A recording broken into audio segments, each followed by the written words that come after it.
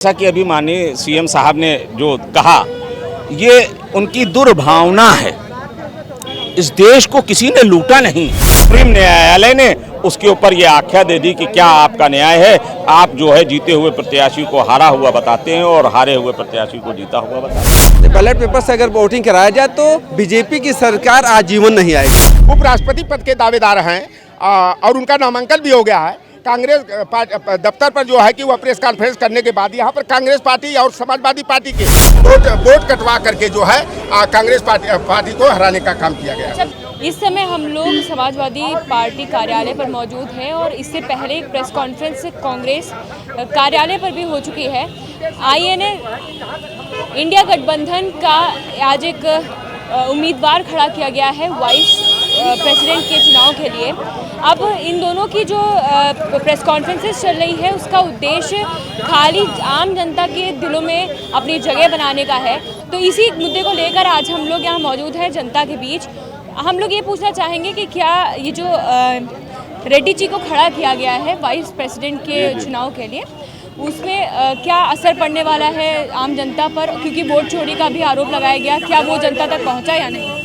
बिल्कुल पहुंचा है। जो राहुल जी ने मुद्दा उठाया वोट चोरी वाला, ये जनता के दिलों में पहुंचा है और जो बिहार में परिणाम आएगा वो पूरे देश में उसका असर जाएगा। इनकी सरकार 5 साल नहीं चलने वाली है, अब इनका अंत आ गया है और रेड्डी जी जीतेंगे, इन्हीं की अगुवाकारी में इनकी सरकार जाएगी। ये बताइए, क्या बीजेपी इतनी मजबूत है कि सभी संगठन एक साथ मिलकर उनके खिलाफ लड़ रहे हैं? नहीं, बीजेपी मजबूत है। उनके साथ कितने संगठन मिल रहे हैं, हमारे जोड़ लीजिए, उनके ज्यादा निकलेंगे। और ईडी, सीबीआई, मीडिया भी उनका है, यहाँ तक कि कोर्ट उनकी हो गई है। तो आपको क्या लगता है कि जो एसआईआर का मुद्दा है वो जरूरी है? भारी पड़ चुका है, बीजेपी के लिए अब दिक्कत है। ये जो अभी उम्मीदवार खड़ा किया गया है संगठन के साथ, जो कांग्रेस है और समाजवादी पार्टी जी, तो वो उनका असर कितना रहेगा चुनाव पर? निश्चित तौर पे राष्ट्रीय नेतृत्व ने जो माननीय उपराष्ट्रपति के लिए प्रत्याशी इंडिया गठबंधन के अलायंस के माध्यम से दिया गया है, उसका असर इसको यहीं से समझ लीजिए कि भारतीय जनता पार्टी की जो एनडीए की सरकार है, उस सरकार के अंदर एक बौखलाहट सी है कि उस बौखलाहट का अंदाज़ा यहाँ से कि टीडीपी को 5,000 करोड़ रुपए जैसा कि सुनने में आया है देने की जो है बात की जा रही है। कहीं ऐसा ना हो कि टीडीपी के जो और दीगर संगठन के लोग हैं, जो सांसद हैं, वो इंडिया गठबंधन के प्रत्याशी को वोट करेंगे और निश्चित तौर पे वोट करेंगे, आत्मा की आवाज़ पे वोट करेंगे, भ्रष्टाचार के नाम पर विरोध में वोट करेंगे, वोट चोरी के वोटों के अधिकार की जो चोरी की गई है उस चोरी के विरोध में करेंगे। क्योंकि भारतीय राजनीति की जो संविधान ने दायरे दिए हैं, उस दायरे की जो सीढ़ी है वो मत का अधिकार, जिस मत के अधिकार को वोटों के माध्यम से चोरी किया गया है, उस चोरी को रोकने के लिए दोबारा उस लोकसभा और राज्यसभा के अंदर जाने के लिए, इन वोट चोरों को रोकने के लिए इंडिया गठबंधन के प्रत्याशी को ही निश्चित तौर पे जीत होगी। अभी सीएम योगी का एक बयान आया था कि पहले भारत को मुगलों ने लूटा, फिर उसके बाद कांग्रेसियों ने लूटा, फिर उसके बाद अब, तो इस पे आपका क्या कहना है? जितना लूट हुआ है भाजपा वाले सब पूरा कर दिए। जितना आज तक लूट हुआ है देश में आज 1500 साल पहले से, उसका सारा भरपाई भाजपा ने कर दिया। जैसा कि अभी माननीय सीएम साहब ने जो कहा, ये उनकी दुर्भावना है। इस देश को किसी ने लूटा नहीं। अगर इस देश को मुगलों ने लूटा होता तो ये किला जिसके ऊपर आज हमारे वर्तमान के प्रधानमंत्री खड़े होकर लाल किले में झंडा फहरा रहे हैं, वो फहराते ना। इस देश को अगर लूटा होता तो विश्व की सबसे बड़ी खूबसूरत इस जमीन की उम्दा चीज़ जो है, जिसे ताजमहल कहा जाता है, वो इस भारत में ना होता, वो ईरान और कहीं और होता। अगर इन्होंने भारत को लूटा है तो भारत को लूटा तो इन्होंने है वोटों के अधिकार की चोरी करके। भारत को लूटा इन्होंने है कि लोगों के सम्मान को छीन करके लूटा इन्होंने ऐसे है कि भाई को भाई से लड़वा करके सारे जहां से अच्छा हिंदोस्तान हमारा, हम बुलबुले हैं इसके, ये गुलसिता हमारा। इस गुलसिता को तोड़ने की बात भारतीय जनता पार्टी के माध्यम से की जा रही है। इस गुलदस्ते को के चमन को खराब करने की बात भारतीय जनता पार्टी के द्वारा की जा रही है। और इस देश को जोड़ने की बात आजहानी नेताजी सुभाष चंद्र बोस के बाद अगर कोई नेता हुए माननीय श्री जनाब मुलायम सिंह यादव साहब और उनके जानशीन मौजूदा समाजवादी पार्टी के राष्ट्रीय अध्यक्ष जनाब अखिलेश यादव साहब अघोषित इमरजेंसी से जिस तरह से वो लड़ रहे हैं, इस देश के अंदर देखना है कि जालिमों में जुल्म की इंतहा कितनी है। हम समाजवादियों ने ठाना है कि इसको मिटा के रहेंगे। अच्छा, एक बार फिर कांग्रेस और सपा के बीच गठबंधन देखने की बात आई है। अब सामने बिहार चुनाव भी है अब, तो आपको क्या लगता है इसके पीछे की रणनीति क्या है? इंडिया गठबंधन का गठबंधन चल रहा है। कांग्रेस और समाजवादी पार्टी एक साथ मिलकर के चुनाव लड़ रही है और अभी तक तो ऐसा कोई बात नहीं पैदा हुई कि राष्ट्रीय नेतृत्व ने कहीं पर भी हमारे जो है इंडिया गठबंधन के बरखिलाफ कोई बात कही हो। हमारे राष्ट्रीय अध्यक्ष इंडिया गठबंधन की बुनियाद रखने वालों में से हैं। वो इस बुनियाद को मजबूत करने वालों में से हैं, इस बुनियाद को कमज़ोर करने वालों में से नहीं। लगातार जब भी चुनाव आता है तब वोट चोरी की बात आ जाती है, सपा हो चाहे कांग्रेस। भाजपा की सरकार जब से बनी है, इसके पहले कभी नहीं हो रहा था। अगर इनके अंदर जरा सा नैतिकता है, जहाँ से विदेश से मशीनें आ रही हैं वहाँ बैलेट पेपर से चुनाव हो रहा है। नैतिकता के आधार पर ये बैलेट पेपर से एक विधानसभा का चुनाव करा दें, वहाँ बीजेपी की स्थिति अपने आप दूध का दूध पानी का पानी हो जाएगा। आप वोट चोरी की बात आपने कही, माननीय सुप्रीम कोर्ट के अंदर हरियाणा के वोटिंग मशीन को मंगवाया गया और वोटों की जीते हुए प्रत्याशी को हारा प्रत्याशी सुप्रीम कोर्ट ने माना और जिसके साथ अन्याय हुआ था उसे घोषित प्रत्याशी बताया गया। आप ईवीएम की हकीकत यहीं से पता कर लीजिए कि उसकी पारदर्शिता कितनी अच्छी है कि माननीय उच्च न्यायालय ने उसकी सुप्रीम न्यायालय ने उसके ऊपर ये आख्या दे दी कि क्या आपका न्याय है, आप जो है जीते हुए प्रत्याशी को हारा हुआ बताते हैं और हारे हुए प्रत्याशी को जीता हुआ बताते हैं। अच्छा, बीजेपी का ये कहना है कि जब इन लोग के पास कोई मुद्दा नहीं बचता तो वोट चोरी का मुद्दा ले आते हैं।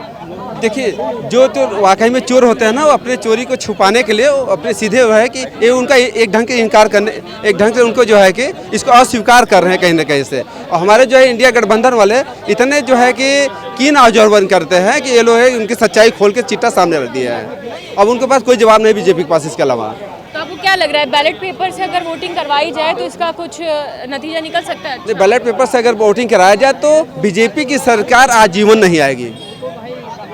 बीजेपी की सरकार आज जीवन नहीं आएगा अगर बैलेट पेपर से वोट आपको नहीं लग रहा है कि लोगों का भरोसा है अभी भी बीजेपी पे? भरोसा बिल्कुल नहीं है। आपको पता नहीं कहाँ से लग रहा है, 0% का भरोसा नहीं बीजेपी के ऊपर, कोई भरोसा नहीं है। सबका भरोसा टूट गया है, उनके बीजेपी के लोगों तक का भी भरोसा टूट चुका है उनके ऊपर से। बीजेपी वालों का ये कहना है कि मोदी जी और योगी जी की जो भी अभी तक नीतियां आई हैं या फिर जो भी चीज़ें आई हैं उसने विकास किया है देश के हर एक कोने तक। विकास क्या क्या है अब बीजेपी वाले खुद ही बतावें कि देहातों में किसान को खाद नहीं मिल रही है, लाइन लग लग करके वो मर रहे हैं, लाइन में उनको बीमार हो जा रहे हैं और तब भी खाद नहीं मिल रही है। तो कहाँ से विकास जनता का हो रहा, वो कहाँ से दिखा रहे हैं कि विकास कर रहे हैं? इंफ्रास्ट्रक्चर, सिक्योरिटी कुछ नहीं, उसमें सब खाली कागज पे दिखावा करते हैं, बाकी धरातल पर जनता में कोई ऐसा काम ही नहीं किया है जिससे जो है जनता खुशहाल हो। स्कूल मर्जर को लेके बात आई थी जी, स्कूल मर्जर को लेके, तो उस पर जो स्कूल मर्ज किए जा रहे हैं सरकारी, तो उस पर आपका क्या कहना है? अब स्कूल मर्ज किए जा रहे हैं और मधुशाला खुलवाया जा रहे हैं। मधुशाला इतनी हर जगह एक ही जगह पे सब ब्रांड मिल जाते हैं और स्कूल बंद किए जा रहे हैं इसलिए कि गरीब पीडीए के बच्चे ना पढ़ पाएँ और सरकार से सवाल ना पूछ पाएँ, इसलिए जो है शिक्षा बिल्कुल ध्वस्त की जा रही है। शिक्षा में भी कोई काम नहीं, कोई काम शिक्षा में नहीं। हमारे साथ लोटन जी मौजूद हैं, इनसे बातचीत करते हैं और देखते हैं कि क्या इस समय मौजूदा हालत चल रही है राजनीति में। ये कांग्रेस पार्टी कार्यालय में भी आज एक प्रेस कॉन्फ्रेंस थी और यहाँ सपा में भी प्रेस कॉन्फ्रेंस हुई, तो वो वाइस प्रेसिडेंट के जो उतारे गए हैं प्रतिनिधि उनके उपलक्ष्य में की गई है। तो आपको क्या लग रहा है कि ये जो संगठन बार बार एक साथ आके अपने प्रतिनिधि उतार रहे हैं, तो क्या कांग्रेस पार्टी या सपा के पास अकेले इतना दम नहीं है कि वो बीजेपी के साथ लड़ पाए? देखिए, ऐसा बात है कि ये राष्ट्रपति का चुनाव है और इस चुनाव में जो है कि सांसद, आम जनता चुनाव नहीं करती है। अगर विधायक भी चुनाव कर दे तो हम लोग तो पूरी तरह भारतीय जनता पार्टी को चुटकी पर जो है कि हराने का काम करते हैं। इसमें जो सांसद होते हैं वही उपराष्ट्रपति के चुनाव में हिस्सेदारी निभाते हैं और आज भी सुदर्शन रेड्डी जो इंडिया ब्लॉक के उपराष्ट्रपति पद के दावेदार हैं और उनका नामांकन भी हो गया है। कांग्रेस दफ्तर पर जो है कि वह प्रेस कॉन्फ्रेंस करने के बाद यहाँ पर कांग्रेस पार्टी और समाजवादी पार्टी के प्रमुख नेता जो है कि संयुक्त प्रेस कॉन्फ्रेंस किए और निश्चित रूप से आप देखिएगा कि वन नेशन वन इलेक्शन का जब बिल आया था कि पूरे देश में एक साथ चुनाव होना चाहिए, उसमें जो है कि भारतीय जनता पार्टी को करारी हार मिली थी। 272 जो है सांसदों का समर्थन, यानी मैजिक नंबर जो होता है सरकार बनाने का 272 का आंकड़ा होता है, लेकिन भारतीय एनडीए गठबंधन फिसल करके 269 पर आ गया था और उन्हें डर सताने लगा कि कहीं प्रतिपक्ष के नेता अविश्वास प्रस्ताव ला देंगे तो मोदी सरकार की विदाई हो जाएगी। और उसी समय मुद्दा को डाइवर्ट करने के लिए अम्बेडकर का मुद्दा जो है अमित शाह ने उछाल दिया था कि अम्बेडकर का नाम जिस तरह से लोग लेते हैं, अगर भगवान का नाम लेते तो स्वर्ग में चले जाते। तो हम लोगों को पूरी तरह विश्वास है कि जिस तरह से वन नेशन वन इलेक्शन का बिल जो है इनका गिर गया था, उसी तरह उपराष्ट्रपति के चुनाव में जो है इंडिया ब्लॉक के जो उम्मीदवार हैं बी सुदर्शन रेड्डी, उनकी जीत मिलेगी और एनडीए के जो उम्मीदवार हैं उनको हार का सामना करना पड़ेगा। तो ये बताइए कि जो सपा और कांग्रेस का गठबंधन है, इसमें अगर कांग्रेस और इनकी जीत होती है और वो उपराष्ट्रपति बन जाते हैं तो उसमें सपा का क्या फायदा होने वाला है? देखिए, सपा का फायदा ये होने वाला है, हम लोगों की चिंता सबसे बड़ी है कि हमारा संविधान कैसे बचे, लोकतंत्र कैसे बचे। बाबा साहेब भीमराव अंबेडकर ने जाति धर्म वर्ग संप्रदाय लिंग से हट करके सबको जो है कि वयस्क मताधिकार का अधिकार दिया, लेकिन भारतीय जनता पार्टी जो है कि वोट की चोरी करके लोकतंत्र को कमजोर करने का काम कर रही है, लोकतंत्र की हत्या करने का काम कर रही है। तो समाजवादी पार्टी का प्रमुख लक्ष्य है कि जो सामाजिक न्याय विरोधी, संविधान विरोधी भारतीय जनता पार्टी है उसको सत्ता से बेदखल किया जाए और इंडिया गठबंधन की सरकार बनाया जाए। ये बी सुदर्शन रेड्डी अगर उपराष्ट्रपति के चुनाव में जीत हासिल करते हैं, निश्चित रूप से आप समझ लीजिएगा तो लोकतंत्र को बचाने के लिए जो है इंडिया गठबंधन के सारे दल एकजुट होकर मजबूती से भारतीय जनता पार्टी का सामना करेंगे। अच्छा, तो ये बताइए आपको क्या लग रहा है? देखिए, मैं एक बात बता दूं कि 2009 में भारतीय जनता पार्टी ने आरोप लगाया था कि जो कांग्रेस की या यूपीए 2 सरकार बनी है, यह जो है कि ईवीएम मशीन में हेरफेर से बनी है। और सुब्रमण्यम स्वामी और लाल कृष्ण आडवाणी सुप्रीम कोर्ट में गए थे और जापान की कंपनी ईवीएम और चिप बनाती है, तो जब एक कमेटी सुप्रीम कोर्ट द्वारा बनाई गई, जब जापानी इलेक्ट्रॉनिक कंपनी के यहाँ गई तो उसने कहा कि हम ईवीएम मशीन जरूर बनाते हैं, लेकिन ईवीएम पर मेरा पूरा भरोसा नहीं है, इसलिए हमारे यहाँ ईवीएम से नहीं बल्कि बैलेट पेपर से चुनाव होता है। और जितने भी विकसित राष्ट्र हैं, चाहे मिस्र हो, ब्रिटेन हो, चाहे फ्रांस हो, जर्मनी हो, रसिया हो, चाइना हो, जापान हो, हर जगह जब बैलेट पेपर से चुनाव होता है तो विकासशील देश भारत में ईवीएम से चुनाव कराने का औचित्य कहाँ से है? ईवीएम भारतीय जनता पार्टी के लिए इलेक्ट्रॉनिक विक्टरी मशीन है। बीजेपी का सिंबल निकलता है। देखिए, ये एक सीमा बना करके चलते हैं कि 20,000 हमको वोट में यहाँ पर जो है कि गड़बड़ी करना, और पता लगा कि इंडिया गठबंधन के लोग जो है 40 का एवरेज लेके चले, 60 का एवरेज लेके चले, तो जहाँ हम 20 के अंदर सोचते रहे वहाँ तो हमें हार मिली। लेकिन हम लोगों ने जब ये कहा कि हमको इनसे बढ़ चढ़ करके वोट देना है, जहाँ 50% वोट पड़ा है हमको 60% वोट डलवाना, वहाँ पर हमारे लोगों को जीत मिली है। और कहीं कहीं भारतीय जनता पार्टी अपनी कमियों पर पर्दा डालने के लिए जो है कि निष्पक्षता पूर्वक चुनाव कराने का काम करती है, लेकिन चाहे महाराष्ट्र का चुनाव हो, चाहे मध्य प्रदेश का चुनाव हो, हरियाणा का चुनाव हो, बड़े पैमाने पर जो है ईवीएम मशीनों में हेराफेरी करने का काम किया गया, वोट कटवा करके जो है कांग्रेस पार्टी को हराने का काम किया गया। अच्छा, बीच में एक वीडियो भी वायरल हुई थी, ईवीएम में 2-3 बार बटन प्रेस किया, माई मोबाइल नहीं लिया होता, उन्होंने यही बोला कि कमल का ही निशान दिखाई देता है, कमल का निशान दिखाई देता है। ये बातें ये बिल्कुल एकदम सत्य है कि हम कहते हैं की तरफ से मुद्दा बताया गया कि फेक है। देखिए, योगी जी जितनी शिक्षा रहेगी उतना ही बात करेंगे ना। वो कहते हैं कि गली से हम जो है कि स्नातक हैं, लेकिन उनको 46 और 86 का अंतर नहीं मालूम है। बार बार 46 में 56 यादव एसडीएम की बात करते हैं, इतिहास की बात करते हैं तो इतिहास की भी उनको जानकारी नहीं है। तो योगी जी तो बड़े मायावी हैं और आज उनके ही दल के सांसद और विधायक जो है कि अंदर अंदर उनसे खुन्नस खाए हुए हैं और दिल्ली और लखनऊ के इंजन में बार बार टकराहट हो रही है। इसीलिए आप देखी होंगी कि पहले 40 राजपूत क्षत्रिय सांसद विधायकों की बैठक होती है, फिर लोधी विधायकों की बैठक होती है, तीसरे दिन कुर्मी विधायकों की बैठक होती है। अब सुनने में आ रहा है कि ब्राह्मण विधायकों की मीटिंग होगी। तो यह योगी जी जो है खुदे जो है कि बड़े परेशान हाल है और दिल्ली वाले जो है जो गुजराती बनिया जो है इनको खुदे जो है कि बेचैन किए हुए और बड़े जल्द ही जो है दिल्ली से तो गुजराती नेताओं का जो आधिपत्य कायम है उनकी जो है कि विदाई जो है कि जनवरी तक मेरी भविष्यवाणी है कि केंद्र की सरकार जाने वाली है और इंडिया गठबंधन की सरकार आने वाली है। इंडिया गठबंधन की सरकार आने वाली है और हमारे साथ आप भी एक महिला है जी। ये योगी सरकार को कई मुद्दों पर घेरा जा रहा है। अगर महिला सिक्योरिटी की बात करें तो वो कितनी सुरक्षित है इस सरकार में, तो इस पे आप देखिए, सबसे पहले तो आपको धन्यवाद, एक महिला होने के नाते एक महिला को धन्यवाद दे रहे हैं, क्योंकि सबसे बड़ी बात सिक्योरिटी की अगर बात होती है आपका सोनी चैनल जो भी चैनल आप पूरा दिखा भी सकते हैं कि महिलाएं कहीं सुरक्षित नहीं है। आप अपने आप सुरक्षित नहीं है, हम अपने आप सुरक्षित नहीं है, तो कोई महिला सुरक्षित नहीं है। और इस सरकार में जितनी घटना अपराध बलात्कार जितना हो रहा है किसी सरकार में नहीं हुआ।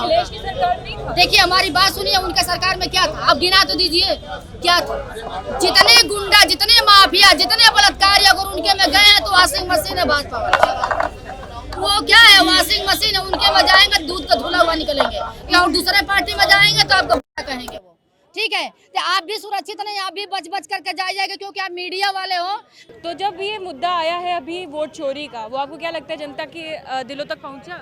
हाँ देखिए, क्या ये सरकार जनता जाग चुकी है। जब तक बड़े लोग नहीं उभारते हैं ना तो छोटे लोगों को पता नहीं चलता, क्योंकि अब सोशल मीडिया का जमाना है, सबके हाथ में बड़ी मोबाइल है, सभी लोग अब जागरूक हो गए, चाहे महिला हो चाहे पुरुष हो, चाहे बूथ हो चाहे सेक्टर अध्यक्ष हो और चाहे कोई जोन प्रभारी हो, चाहे कोई भी हो, अगर क्षेत्र का महिला पुरुष हो, सबको जानकारी हो गया कि हाँ वोट का चोरी हो। देखिए हमारी बात सुनिए, ईवीएम था मगर वहाँ का हमारे कार्यकर्ता पूरा एक्टिव थे। जहाँ हमारे कार्यकर्ता एक्टिव थे वहाँ पे ईवीएम बदल ही नहीं पाया। ये गलती पार्टी की है या फिर बीजेपी पार्टी? देखिए ये बताइए, जब शासन प्रशासन जब थाने में जाएगा जात पूछ करके आपका एप्लीकेशन लिखा जाएगा, FIR होगा। अगर कोई पीडीए के गया तो FIR नहीं होगा। अब सोच लो पहले आप, हर जगह जब वही लोग बैठे हैं तो किसकी बताओ गुड़ गाएगा कोई, चाहे कोई भी हो। तो जब पढ़ेगा आदमी बढ़ेगा तभी तो चलेगा, किसी का लिखा जाएगा। आप महिला बच करके रहना, क्षेत्र में भी आप भी घूमते हो, महिला सुरक्षित नहीं है। महिला सुरक्षित नहीं है और सरकार बहुत जल्दी यहाँ से केंद्र से भी हटने वाली है। इसी के साथ हम लोग लखनऊ में बने हुए हैं। राजनीति में क्या क्या हलचलें मच रही हैं, चाहे वो सपा हो चाहे कांग्रेस, गठबंधन में अपना प्रत्याशी उतार चुकी है वाइस प्रेसिडेंट के चुनाव के लिए। अब देखना दिलचस्प होगा कि कैसे ये गठबंधन की सरकार बनती है या फिर बीजेपी एक बार फिर अपने आप को ऊपर रख कर फिर एक बार वोट चोरी के इल्जाम में दिखती है। ब्यूरो जर्नलिस्ट सनी के साथ कनिका शुक्ला, #भारत।